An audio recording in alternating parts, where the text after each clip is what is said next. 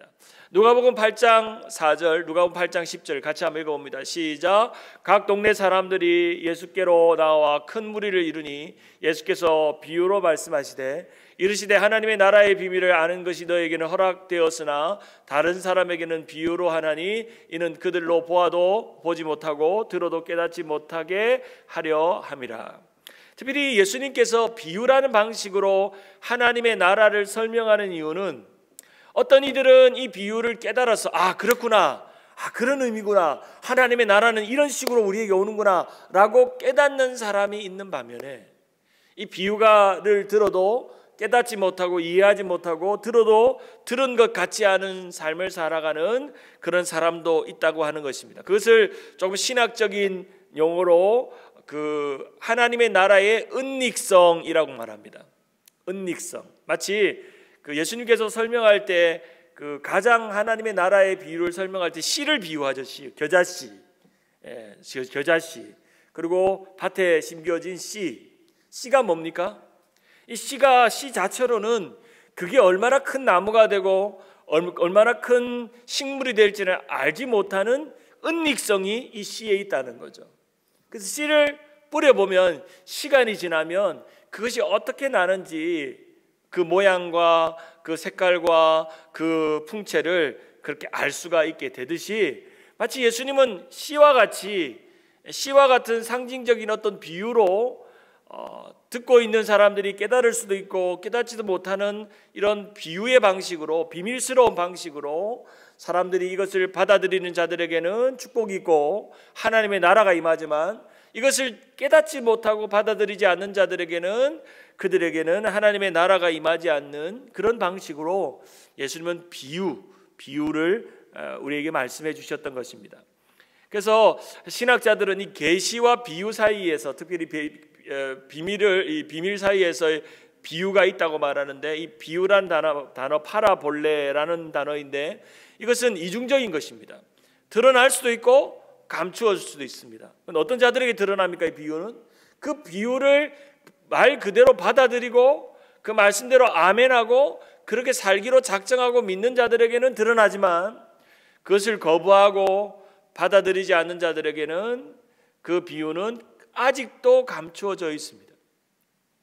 우리가 신앙과 예수 그리스도의 복음이 우리가 지금 깨닫는 우리들에게는 계시지만 아직도 하나님을 알지 못하는 수많은 사람들에게는 비밀스러운 것입니다.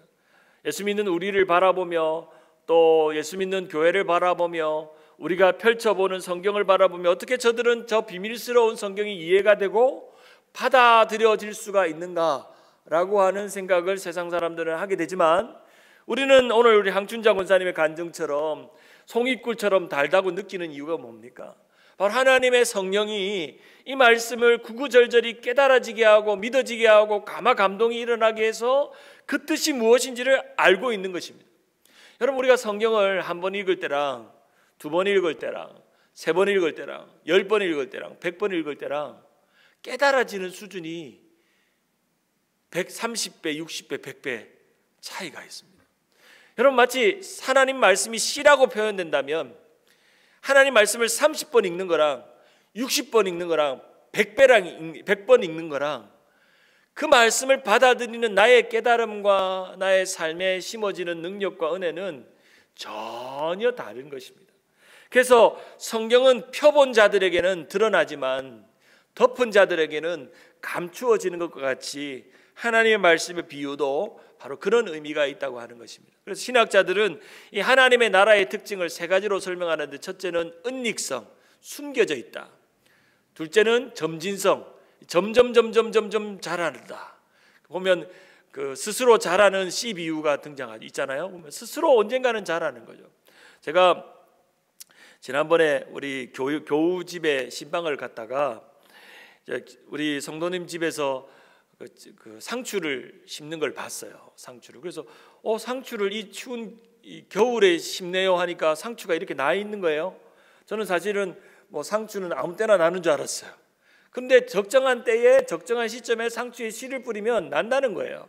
그래서 제가 실험해봤죠. 그분한테 목사님 씨를 뿌려보세요. 지금 나요. 정말요? 이렇게 날씨가 좀 추운데요. 날까요? 한번 씨 뿌려보세요. 그래서 제가 교회 앞에 화단에 씨를 뿌렸는데 진짜 나는 거예요. 사실 뿌릴 때는 아이고 이렇게 날씨도 추운데 상추 씨앗이 이렇게 나올까. 그래서 저보고 그랬어요. 목사님, 상추는요 이 가을에 심는 거래요. 그리고 뭐 봄동이나 이런 것들도 파도 가을에 심는 거래요. 그래요? 나는 한 번도 농사를 그렇게 시점에 맞춰서 심는 건 몰랐기 때문에, 그래서 그냥 제 오피스에 있는 1불짜리 씨앗을 그냥 훅 뿌리듯이 훅 뿌렸는데 났어요. 거기서 뭘 보여주죠? 그 씨에는 숨겨진 생명력이 있다는 것을 증명했고, 그리고 그 씨가 났다는 것은 그 땅이 좋은 땅이었다는 것을 말해준다는 겁니다. 씨는 그 땅의 존재를 증명해주고, 열매를 통해서 또 나무를 통해서 그 씨가 생명력이 있다는 것을 보여주었다는 겁니다. 바로 하나님의 나라는 씨와 같아서 숨겨져 있는, 그것이 무슨 열매인지 아무것도 씨 자체로서는 알 수 없는 은닉성이 있지만, 그것이 좋은 땅에 심겨지고 사람의 좋은 마음에 들어가는 순간 점진적으로 하나님의 나라가 자란다는 것입니다. 사랑하는 여러분, 우리가 하나님의 말씀을 듣는 우리 마음 안에 하나님의 나라가 자라고 있음을 경험하셔야 합니다. 하나님의 나라가 날마다 내게 임하였고, 마침내 나를 통해서 이 세상 가운데 드러나는 필연성, 마침내 하나님의 나라는 올 것이고 드러날 것이다 라는 것입니다. 예수님의 비유 중에 겨자씨 비유 있잖아요. 정말 눈에 보이지 않는 그 겨자씨 하나를 심었는데 그 겨자씨가 나무가 됐다고 예수님께서 말씀하시잖아요. 마침내 그 나무로서 그 정체성을 드러내는, 그래서 하나님의 나라는 은닉성, 점진성, 필연성을 가지고 있다라고 하는 것입니다. 제가 왜 이 하나님의 나라를 이렇게 구구절절히 신학적인 용어를 동원해서 설명하냐면, 이 하나님의 나라의 의미를 알아야만 이 비유와 기적이 왜 예수님께서 이런 방식으로 설교하시고 말씀하시고 그리고 기적을 베풀어 주셨는지를 알 수가 있습니다. 마가복음 4장 10절과 12절 같이 한번 읽어봅니다. 예수께서 시작. 예수께서 홀로 계실 때에 함께한 사람들이 12제자로 더불어 그 비유들을 묻자오니 이르시되, 하나님 나라의 비밀을 너에게 주었으나 외인에게는 모든 것을 비유로 하나니 이는 저희로 보기는 보아도 알지 못하며 듣기는 들어도 깨닫지 못하게 하여 돌이켜 죄사함을 얻지 못하게 하려 함이니라 하시고, 예수님께서 하나님의 나라는 이 거대한, 이 숨겨져 있고 자라고 필연적으로 나타난 이 하나님의 거대한 하나님의 나라의 복음을 전할 때, 이 하나님의 나라가 얼마나 가치 있는지를 보여주기 위해서는 이것을 비밀스럽게 전해야 될 필요가 있었고, 그 비밀스럽게 전하는 방식이 바로 천국 비유, 예수님의 비유였다 하는 것입니다. 저는 어릴 때 왜 예수님께서 하나님의 나라는 이런 것이다라고 정의를 내려주면 좋은데, 어떤 사람들은 이렇게 이해할 수도 있고 저렇게 이해할 수도 있고, 어떤 제자들은 예수님을 따라다니면서도 예수님이 하는 말이 무슨 말인지를 알지 못하더라라고 할 정도로 예수님께서 긴가민가하게 비유로 설명한 이유가 어디 있었는지를 의심했는데, 제가 이제 공부를 하고 성경을 읽다 보니까 이 천국 비유가 너무너무 놀라운 비유입니다. 마태복음 13장에 나오는 천국 비유, 시가 겨누 보진그 7가지, 시가 겨누 보진그 7가지의 이 천국 비유가 얼마나 그 하나로서 하나님의 나라를 얼마나 가치 있게 설명하는 예수님의 탁월한 표현법이었는지를 우리는 살펴볼 수가 있죠. 그래서 예수님께서는 하나님의 나라는 이와 같으니라고 하면서 바로 이 씨 뿌리는 비유, 겨자씨 비유, 그물 비유, 또 보화 비유, 이런 비유들을 하십니다. 종말의 비유는 열처녀 비유, 달란트 비유, 염소와 양 비유, 이런 것들을 하셔서 구체적으로 예수님께서 하나님의 나라는 이런 것이라는 것을 보여줍니다. 특별히 이 하나님의 나라의 비유는 이것을 받아들이는 사람들의 반응을 요구합니다. 이 말씀을 받아들이고 수용하는 자들에게는 하나님의 나라를 경험하고 하나님의 나라가 임하죠. 하나님의 나라를 경험하죠. 특별히 예수님께서 그 치유의 사건을 행하실 때 보시면 병자들을 고치시죠. 그리고 예수님께서 꼭 물어보시고 말씀하시는 것이 있으시죠. 내 죄 사함을 받았다. 이 죄 사함을 받는 것과 그들의 치유의 사건이 어떻게 연결되는지, 그런 것들을 이제 이 기적에 대해서 우리가 배울 때 함께 보겠습니다. 마태복음 13장 35절에 이는 선지자로 말씀하신 바 내가 입을 열어 비유로 말하고 창세부터 감추인 것들을 드러내리라 함을 이루려 함이라. 창세부터 감추어 있는 것들이 예수님의 비유를 통해서 드러나게 된다는 거죠. 이 대표적인 비유가 바로 마태복음 13장의 비유입니다. 씨 뿌리는 비유, 누룩 비유, 가라지 비유, 겨자씨 비유, 누룩 비유, 보아 비유, 진주 비유, 그물 비유, 집주인 비유까지 이렇게 설명할 수 있죠. 특별히 이 마태복음 13장에 등장하는 이 천국 비유에는 의도적으로 첫째 이제 씨 뿌리는 비유와 겨자씨 비유와 가라지 비유와 누룩 비유는 무리들에게 주시는 그런 비유였고, 또 보아 비유와 진주 비유와 그물 비유와 집주인 비유는 제자들에게, 특별히 의도적으로 하나님은 무리들에게 주는 비유가 있었고 제자들에게 주는 비유가 있었다는 것입니다. 그것은 그 나름대로의 대상을 향한 예수님의 강조점이 달랐다는 것입니다. 이 하나님의 나라의 비유들, 특별히 이제 씨 뿌리는 비유와 겨자씨 비유는 마가복음과 누가복음에, 또 한 개의 누룩 비유는 누가복음에 기록되어 있고 마태복음에는 전체적으로 이 7가지 내지 8가지의 비유가 등장합니다. 그 비유가 끝나고 나서 등장하는 것은 하나님의 나라를 받아들이는 이들의 반응이 그 다음에 계속적으로 이어지고 있죠. 자, 그러면 첫 번째 이제 씨 뿌리는 비유는 하나님의 나라가 씨라면 하나님의 나라는 어떤 자들이 받아들일 수 있는가? 그리고 하나님의 나라가 씨라면 그 나라를 받아들이는 사람의 반응과 결과가 무엇인지를 씨 뿌리는 비유에서 보여줍니다. 그리고 그 이어지는 가라지 비유와 겨자씨 비유와 누룩 비유는 하나님의 나라를 받아들이는 사람 안에 일어나는 일들, 겨자씨와 같이 큰 나무가 되고 누룩과 같이 영향력을 끼치는, 그렇죠? 하나님의 나라가 은닉한 자들이 들어갈 수 있을 때에 끼치는 영향력을 설명합니다. 그리고 보아와 진주와 그물은 이게 밭을 사잖아요. 이제 보아가 숨겨진 밭을 통째로 사잖아요. 마찬가지로 그 하나님의 나라를 발견했을 때 그 하나님의 나라가 얼마나 가치 있는가, 그것을 상징적으로 보여주는 것이 바로 이런 비유입니다. 그래서 이 예수님의 비유는 하나님의 나라와 관련이 있다. 그것만 아셔도 여러분이 오늘 이 가스페 프로젝트의 가장 중요한 대목을 이제 발견하게 되는 것이죠. 특별히 너희와 저들 사이에서 예수님께서 이 비유를 말씀하십니다.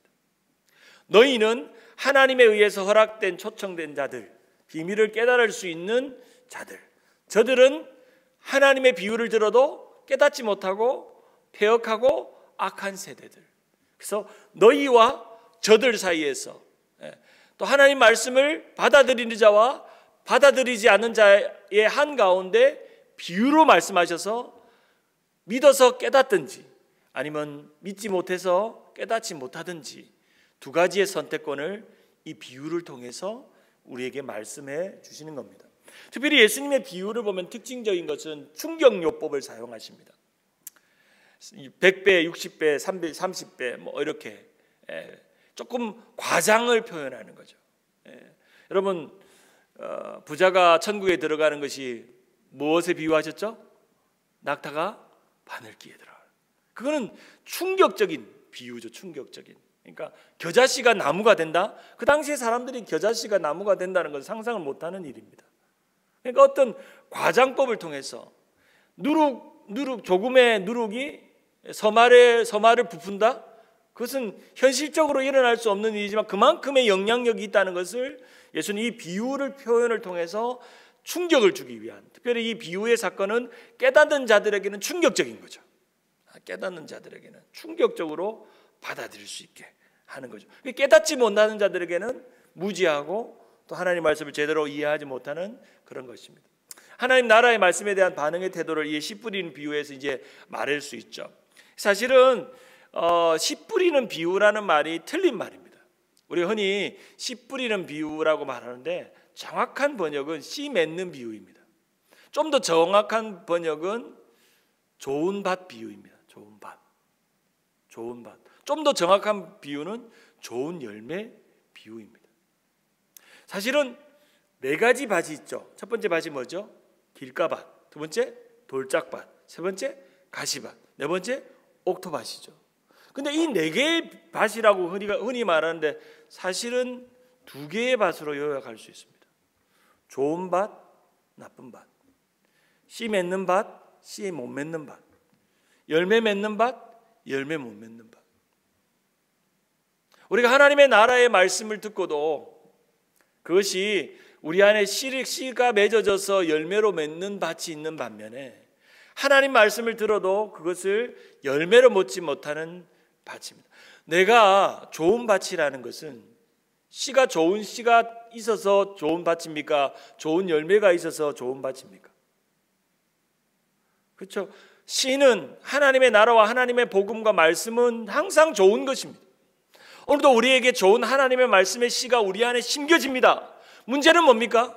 그 씨가 우리의 마음밭에 들어가는 순간 그것이 좋은 밭에 심겨져서 30배, 60배, 100배의 결실을 맺든지 아니면 막혀서 뿌리를 내리지 못하고 열매를 맺지 못하든지 좋은 밭과 나쁜 밭, 씨 맺는 밭과 씨 맺지 않는 밭으로 구분됩니다. 오늘 이 사진을 보면 실제 유대의 농사법들을 보면은 오늘날 말한 것처럼 우리처럼 이렇게 모종을 심는 그런 것이 아닙니다. 그냥 씨를 이렇게 흩뿌리는 거예요. 흩뿌리는 거예요. 그래서 지난번에 우리 교회에 오셨던 김동문 선교사님이 이제 유대의 그 농사법을 이렇게 보니까 우리가 이 농사법을 이 한국적인 농사법으로 많이 한다는 거죠. 그래서 문제는 이 씨의 문제가 아니라 밭의 문제였다. 좋은 밭에 뿌려질 수도 있고 나쁜 밭에 뿌려질 수 있고 그리고 열매가 있는 밭이 있고 없는 밭이 있다는 거죠. 그래서 실제로 이제 유대 밭은 이렇게 생겼대요. 그러니까 우리는 돌을 다 빼가지고 좋은 밭만 만들었잖아. 옥토만 만들었잖아. 유대 밭은 이렇게 돌짝이랑 섞여 있는 거 이렇게. 유대의 밭은. 그래서 어떤 때는 돌에 떨어지기도 하고, 어떤 때는 길가에 떨어지기도 하고. 그래서 이런 유대의 밭에는 이 씨가 떨어졌는데 그것을 받아들이는 밭의 모양이 이렇게 다양하더라는 겁니다. 결국은 그 씨를 하나님의 나라의 말씀의 씨를 받아들이는 밭은 바로 우리 마음이죠. 그래서 유대의 밭은 이렇게 우리가 흔히 옥토라고 말하는 그런 옥토는 아니었습니다. 돌들과 잡풀들과 함께 있는데 그냥 이렇게 흩뿌리는 것입니다. 씨 뿌리는 자 비유에서 팔레스타인의 지방은 우리가 생각하는 것과 다른 바위와 길가와 가시떨기와 옥토가 함께 뒤섞여 있는 그런 밭이었습니다. 밭이었어요. 그래서 그것을 이렇게 흩뿌리는 거죠. 근데 그것을 좋은 땅에 심겨지면 그것이 잘 자라는 거죠. 특별히 유대인들은 밀과 보리 농사를 이렇게 흩뿌리는 농사로 이렇게 막 흩뿌리는 농사로 땅을 짓는다고 해요. 이런 땅들을 짓습니다. 자, 그러면 오늘 본문에 이제 길가밭과 돌짝밭과 또 가시밭과 좋은 밭이 그 당시 유대적인 배경으로는 어떤 밭인가? 첫째, 길가밭은 농부가 다니는 길입니다. 농부가 다니는 길. 씨 뿌렸는데 농부가 다니는 길에 떨어진 거죠. 그 길에 떨어지니까 새들이 먹어버리고 하는 거죠. 그것을 예수님께서는 어떻게 해석하셨냐면 말씀을 듣긴 들어도 그냥 깨닫지 못하고 그냥 지나쳐버리는 그런 신앙인을 길가밭 같은 신자다라고 말했습니다. 두 번째, 돌짝밭은 밭에서 따로 돌들을 골라낸 곳이 있었는데 그런 것에 씨가 들어가는 거죠. 그렇죠? 뿌리를 내리지 못하고 말라버리는 거. 그 기쁨으로 말씀을 받아들이지만 환난과 박해가 오면 걸려 넘어지는 신자를 돌짝밭과 같다라는 것입니다. 세 번째는 가시밭이죠. 가시밭은 밭 사이에 자라는 엉겅퀴들을 말합니다. 제가 지난 주일에 말한 것처럼 이 가시라는 것은 세상에 대한 염려와 걱정과 이런 것들이라고 했죠. 그런 것들이 우리 안에 들어와서 말씀이 자라가지 못하도록 이렇게 막는 거죠. 세 번째, 좋은 밭은 진짜 좋은 밭입니다. 그러니까 좋은 땅에, 좋은 옥토에 심겨지는 그런 밭을 의미합니다. 오늘 이 가슬페 프로젝트에서는 이 네 가지의 밭을 이렇게 요약합니다. 길가밭은 완고한 마음이다. 완고한 마음. 하나님의 말씀을 받아들이지 못하고 그 말씀이 들려줘도 그냥 지나쳐버리는 길가와 같은, 농부들이 다니는 그 길에 뿌려진 길가 같은 그런 신앙이죠. 교회 안에도 길가 같은 신자들이 있습니다.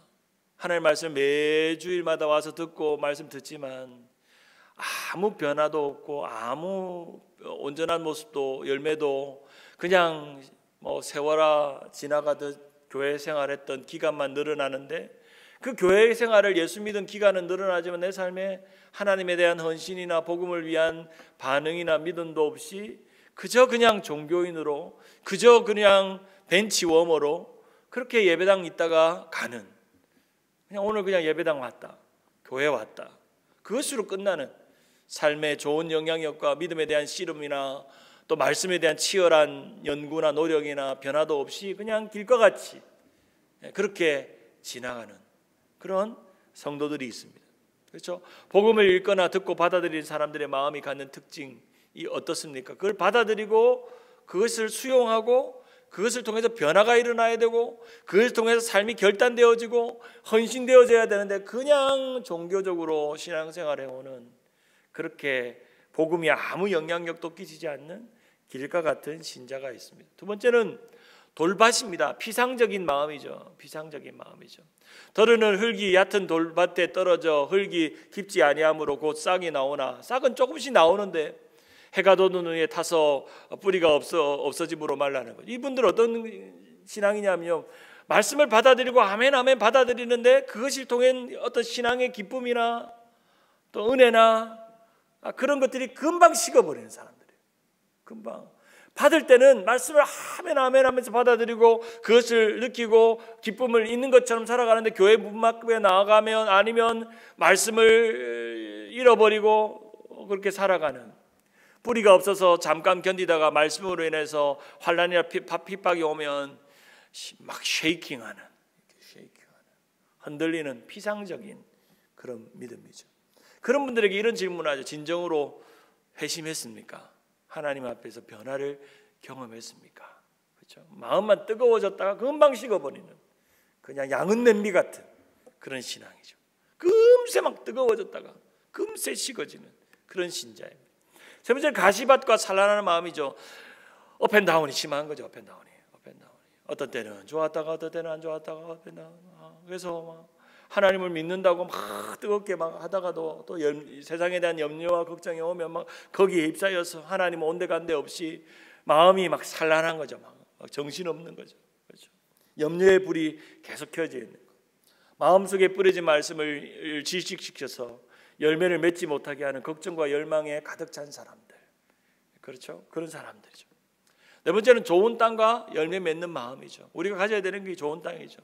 더러는 좋은 땅에 떨어짐에 자라 무성하여 결실하였으니, 한번 따라할까요? 자라 무성하여 결실하였으니, 자라 무성하여 결실했다는 거죠. 자라서 무성하고 결실해서 다른 사람들에게 영향력을 끼치고 30배, 60배, 100배로 나눠주는 그런 아름다운 열매죠. 열매. 제가 요즘 하나 실험을 하는 게 하나 있습니다. 늘 교회 아보카도 나무에서 아보카도만 따먹다가 아보카도 씨를 한번 키워봐야 되겠다는 생각을 갑자기 했어요. 그래서 유튜브에 보니까 아보카도를 이렇게 뾰족한 부위에, 넓적한 부위를 밑에 두고 물에 담가 놓으면 싹이 난답니다. 그래서 제 목표는 여러분에게 아보카도 나무 한 그릇이 집에 분양하는 겁니다. 이거를 키워가지고 여러분 집에. 씨의 영향력은 얼마나 좋은 걸 한번 보고 싶은 거예요. 우리 열매만 늘 따먹었잖아요. 열매만. 씨는 에이 하고 버렸잖아요. 어느 날 이 수북하게 모여있는 씨를 보면서 이 씨도 생명인데 심으면 나지 않을까 하는 생각을 했어요. 지금 교회 몇 개를 이렇게 지금 실험 중입니다. 실험에 성공하면 여러분의 집집마다 아보카도 하나를 심을 수 있도록 한번 연구를 중입니다. 그래서 사실은 제가 이번에 팬데믹 나고 나서 씨를 심고 나서 너무 씨는 거짓이 없다는 걸 잘 알았어요. 땅도 거짓이 없다는 거. 농부들이 그런 말 하잖아요. 땅이 거짓말 안 한다고요. 그렇잖아요. 땅이 씨를 뿌리면 그냥 농부의 마음으로 뭐가 날까 이렇게 뿌렸는데도 좋은 게 나는 거예요. 그래서 제가 그런 생각했어요. 내가 이렇게 뭐 어떤 집사님 말 듣고 상추씨를 뿌리고 열무씨를 뿌렸는데 나는 거야. 야, 그런데 나는 하나님 말씀을 그렇게 많이 뿌렸는데도 뭐가 낫는가? 나 자신에게 제가 교회 앞에 있는 이렇게 바로 한 주와 사이에 파릇파릇 자라있는 상추들을 보면서 나는 이 상추보다 못한 사람이라는 생각을 했어요.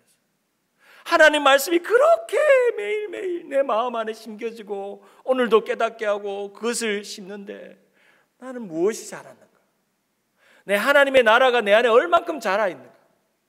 하나님의 나라의 열매가 얼마나 나에게 영향력 있게 나타나서 그것이 나누어지고 30배, 60배, 100배의 결실을 맺고 있는가 물어보면 나는 항상 마이너스 같아요. 마이너스. 열매를 맺지 못하는 마치 무화과 나무처럼 예수님께서 저주하고 말라 비틀어진 무화과 나무처럼 잎만 무성한데 열매는 없는 그런 신앙이 아니겠나 우리 자신을 한번 돌아봅니다. 씨 뿌리는 비유를 통해서 우리는 하나님의 나라가 어떻게 자라야 하는지를 봅니다. 우리에게는 길가밭 같고 돌짝밭 같고 가시 같은 그런 밭이 있을 수 있는데 우리는 갈아엎어서 그것을 좋은 밭으로 만들 때 씨 맺는 밭, 또 열매 맺는 밭으로 만들어야 될 줄 믿습니다. 특별히 좋은 밭은 4가지의 특징이 있습니다. 첫째는 수용력이 있습니다. 두 번째는 견고함이 있고요. 세 번째는 생명력이 있고 열매를 맺습니다. 여러분의 마음이 하나님 말씀을 받아들이는 수용력이 있는지를 생각해 보십시오. 그리고 그 말씀이 들어가면 그냥 흘러버리고 없어지고 사라지고 지난주 들었는데 그냥 까먹어버리고 그런 게 아니고 견고하게 내 마음 안에 간직하고 있는 것. 오늘 우리 황춘자 전도사님 간증 중에 참 감동적이었던 건 그렇게 삶이 잘 나가고 있을 때 정말 어려운 상황을 했을 때 말씀이 나를 견디게 했다는 말, 그게 능력입니다. 그게 은혜고요. 생명력이죠. 열매죠. 그것이 우리 가운데 있어야 되는 줄 믿습니다.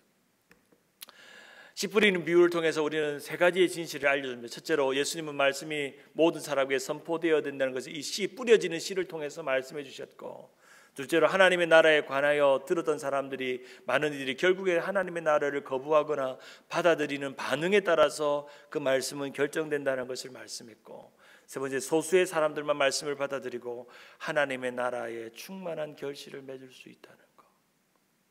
그 많은 유대인의 농부들이 씨를 흩뿌리듯이 뿌렸는데 나는 녀석이 있고 나지 않는 녀석이 있다는 것입니다. 오늘 하나님은 여러분에게 일상의 모든 시간 속에서 하나님의 말씀의 씨를 뿌릴 때 그걸 여러분의 것으로 간직하고 좋은 씨를 맺고 좋은 나무를 만들고 좋은 열매를 맺는 우리 모든 성도들이 되기를 주님의 이름으로 축원합니다.